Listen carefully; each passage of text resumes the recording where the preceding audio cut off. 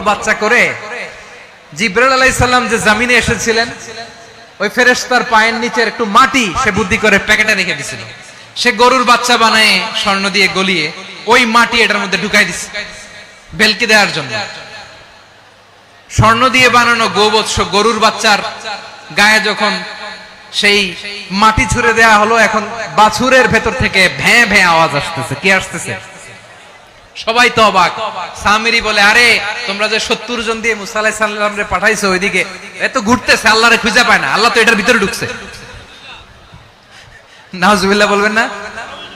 তোমরা যে 70 জন দিয়ে পাঠাইলা, 70 জন নিয়ে মুসা আলাইহিস সালাম খালি ঘুরতেছে, আল্লাহরে পায় না। পাবে কেমনে? আল্লাহ তো নাউজুবিল্লাহ এটার ভিতরে। সেজদা দাও। এই সেজদা দিয়ে গেল। আল্লাহর নবী হারুন আলাইহিস সালাম বললেন, খবরদার, এটা সুস্পষ্ট শিরক। আল্লাহ সব গুনাহ মাফ করে, শিরকের গুনাহ মাফ করে না। কে শুনে কার কথা? এই যে যেমন এখন আপনারা আমার কথা শুনতেছেন না? শুনতে হারুন আলাইহিস সালাম বললেন, খবরদার, এই শিরকি কাজে তোমরা সংযুক্ত হয়ো না। তোমাদেরকে কি মনে নাই আমার ভাই মুসা আলাইহিস সালাম কি বলছে? আল্লাহ শিরক মাফ করে না, খবর আল্লাহরে ভয় করো।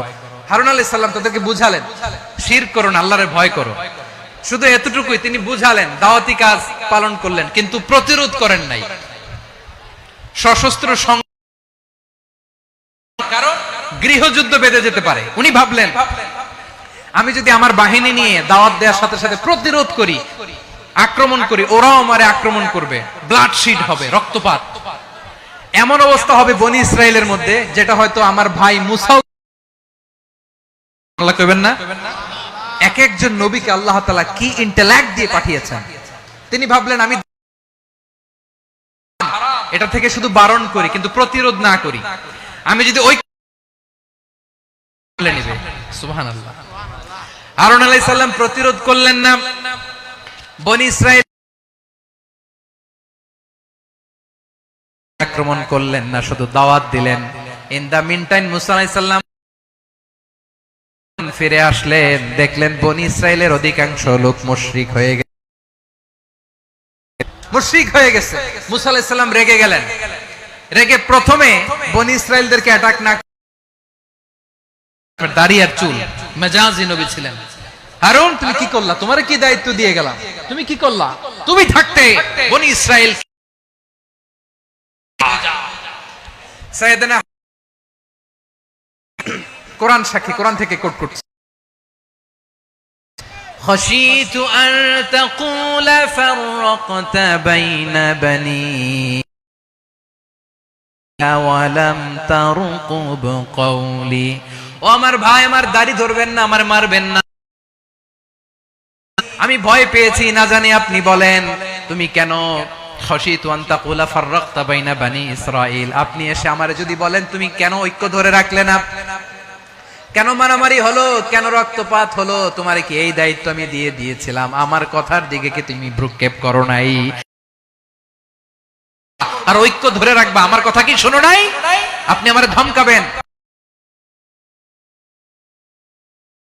গৃহযুদ্ধ আটকানোর জন্য কিন্তু আমি দাওয়াত দিয়েছি। সুবহানাল্লাহ পড়েন। মুসা আলাইহিস সালাম মুহূর্তেই সামিরি দিলেন, মুহূর্তেই ওই গোবৎস গরুর বাছুরকে ভেঙে চুড়ে মেসাকার করে সাগরের মধ্যে ভাসিয়ে দিলেন। পুরো বনি ইসরাইলকে আবার তাওহীদের উপর প্রতিষ্ঠিত করলেন। পড়েন সুবহানাল্লাহ। শিক্ষা হচ্ছে, আপনি শিরক স্বার্থে তাওহীদের দাওয়াত দিবেন, বলে ঐক্যের গুরুত্ব বেশি না কম? বলেন, আওয়াজ করে বলেন। ওয়া আতাসিমু বিহাবলিল্লাহি লা তাফাররাকু। তোমরা বিচ্ছিন্ন বলেন তো, আদেশটা কার? দরকার আছে না নাই? এই যে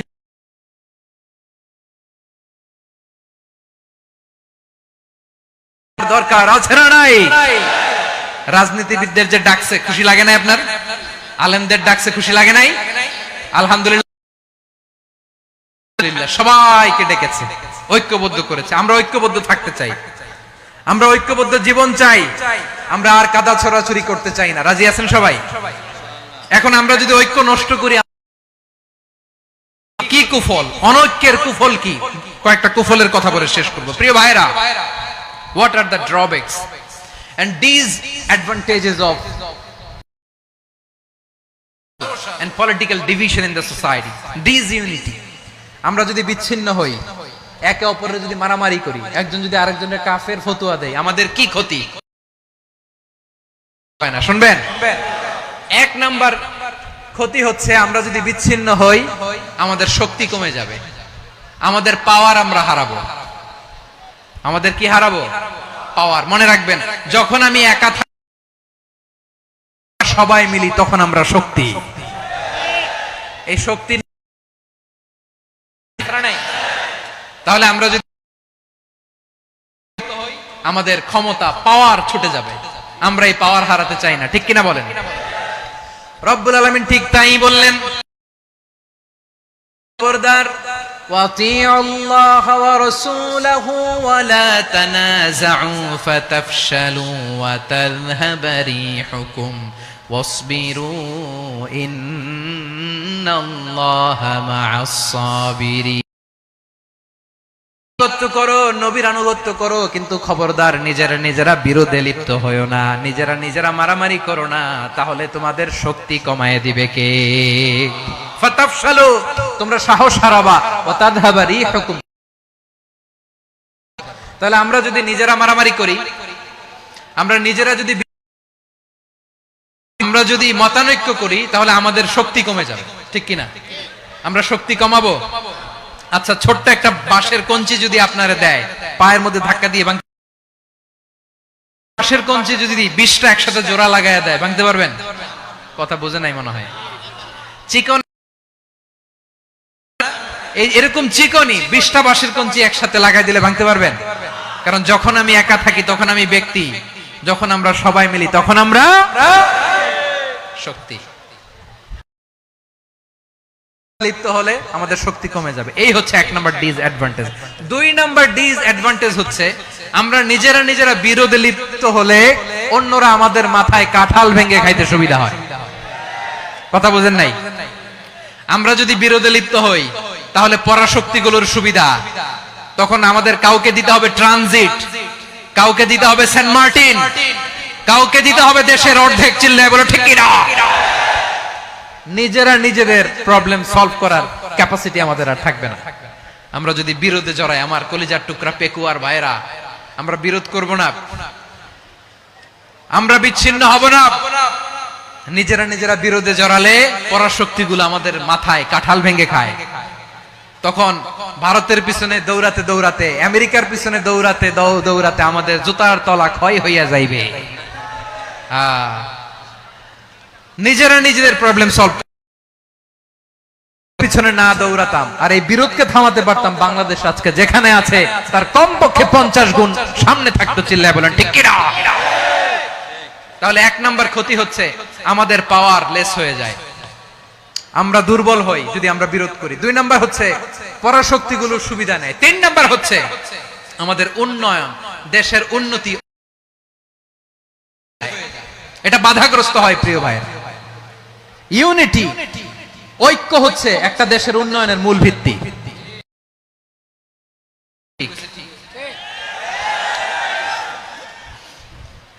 এদিকে এখন কয়েকজন কইছে ঠিক। ঐক্য হচ্ছে একটা দেশের, জাতীয় ঐক্য হচ্ছে কোন দেশের উন্নয়ন অগ্রগতির মূল ভিত্তি, ঠিক কিনা বলেন? ইউনিটি অফ এ কান্ট্রি, এটা হচ্ছে একটা সাস্টেইনেবল ডেভেলপমেন্ট।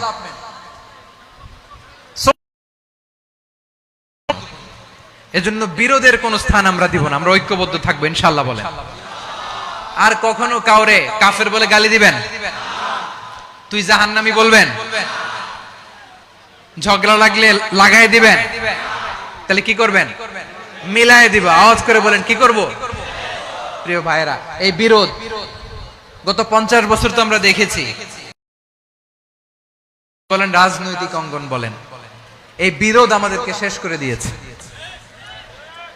এই 24-এর ছাত্র নাগরিক অভ্যুত্থানের পরেও যদি সেই বিরোধ আমাদেরকে খায়, তাহলে এতগুলো তাজা জেনজির রক্ত বৃথা যাবে। চিল্লায় বলো ঠিক কিনা? আমরা এই রক্তগুলো কি বৃথা দিতে চাই না। বৃথা যে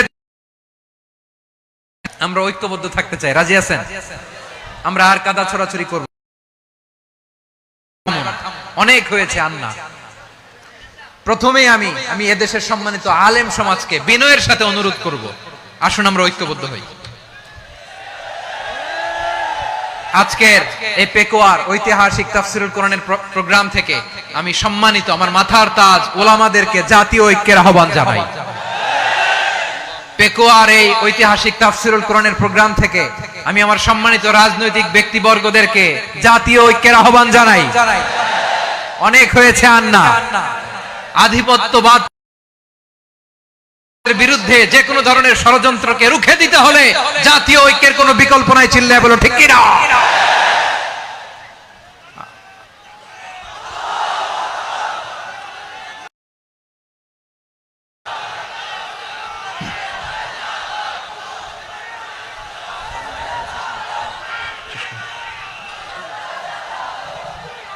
আমার প্রিয় ভাইয়েরা, আমার ভাইয়েরা, আর কাদা ছড়াছড়ি করব না। আল্লাহুম্মা ফারশাদ, আল্লাহ তুমি সাক্ষী থাকো, আল্লাহ তুমি তৌফিক দাও। আওয়াজ করে পড়েন আমিন। আর একে অন্যকে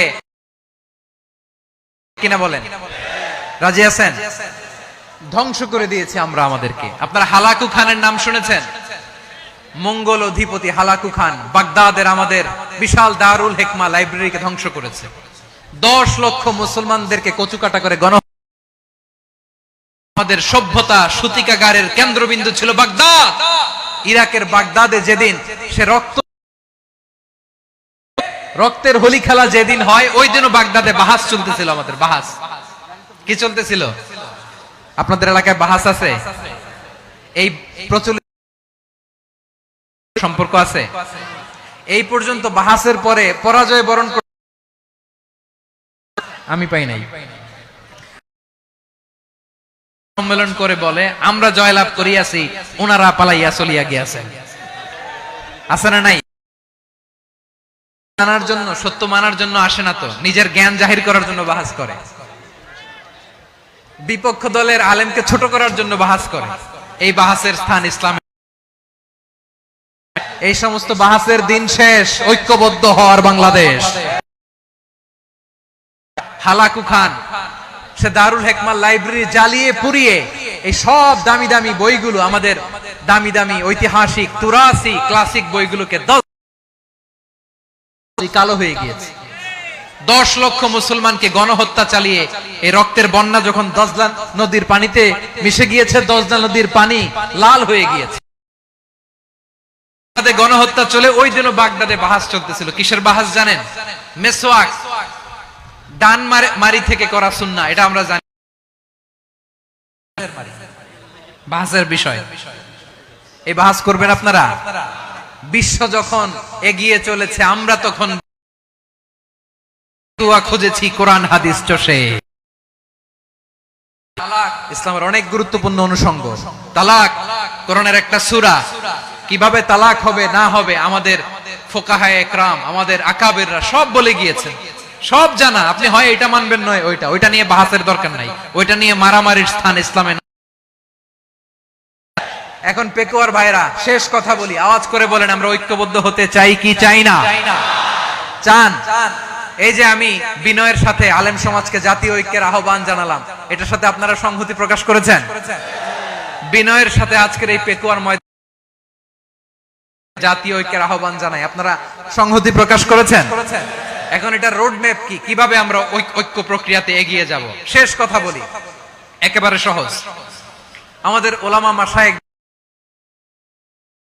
এই যে আমরা ঐক্যবদ্ধ হই নাই, আমরা কি বড় কিছু অর্জন, কি খুব পাওয়ার সম্মানের জায়গায় আছি, খুব স্ট্রেংথের জায়গায় আছি? তো কিছুই তো নাই। আপনি ঐক্যবদ্ধ হইলে সমস্যা কোথায়? এমন এতদিন আপনার অনেক কিছু ছিল, তো কিছুই যেহেতু আপনার নাই, ঐক্যবদ্ধ হয়েই দেখি না, ঠিক কিনা? রাজনৈতিক ঐক্য নেতারা ঠিক করবেন, আলেমরা কিভাবে ঐক্যবদ্ধ হবেন। শেষ কথা বলে শেষ করছি, খুব গুরুত্বপূর্ণ। This is the punching line. এদিকে তাকান। ঐক্য হবে দুইটা পদ্ধতিতে। একটা হচ্ছে কমন গ্রাউন্ড নিয়ে, বেসড অন কমন গ্রাউন্ড। যেমন ধরেন আমরা নামাজ কায়েম করতে চাই, জামাত নামাজ কায়েম হোক, একমত না জামাত ইসলাম? হেফাজত একমত না? ইসলামী আন্দোলন একমত না? পীরের মুরিদেরা একমত না? আপামর তাওহীদি মুসলিম জনতা একমত না? করতে হবে, নামাজ কায়েম করতে হবে, এই কমন গ্রাউন্ডে আমরা সবাই একমত, ঠিক কিনা?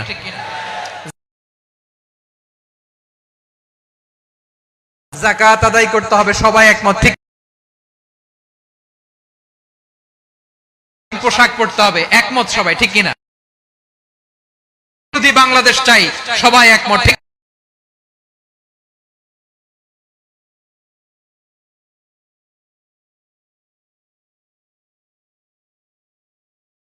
ঠিক করতে হবে, চিল্লায় বলো ঠিক কিনা? আমরা একমত না? স্বাধীনতা সার্বভৌমত্বের প্রশ্নে আমরা সবাই একমত, ঠিক কিনা? গালি দিলে রাষ্ট্রীয়ভাবে সর্বোচ্চ শাস্তি তার নিশ্চিত করতে হবে, ঠিক কিনা? এরকম 10টা কমন গ্রাউন্ড আমাদেরকে, 1 2 3 4 5 10, এই 10টা, এই যে ইউটিউবার 10টা কমন গ্রাউন্ডে আমরা সবাই এক। সামনে রেখে বিশাল জনসমাবেশ করেন সোহরাওয়ার্দীর ময়দানে, সবাই আসেন, জামাত ইসলাম, হেফাজতে ইসলাম, ইসলামী আন্দোলন, পীরের মুরিদ, তাবলীগ, খেলাফত মজলিস, সবাই একসাথে হন, তাহলে সবাই জানবে যে এই 10টা বিষয়ে আমরা একমত। বলেন, এই ওই দরবার নষ্ট হবে? আপনার দল নষ্ট হবে? আপনার আকীদা নষ্ট হবে? না। আমার মাথার তাজ সম্মানিত উলামায়ে একরাম, এই 10টা কমন গ্রাউন্ডে যদি এক হন, আপনার আকীদা আমার, আপনার দল আপনার, আমার দল আমার, আপনার পলিসি আপনার, আমার পলিসি আমার, কারো কিছু নষ্ট হবে না। কিন্তু যে বিষয়ে আমরা সবাই এক, কি চাই না?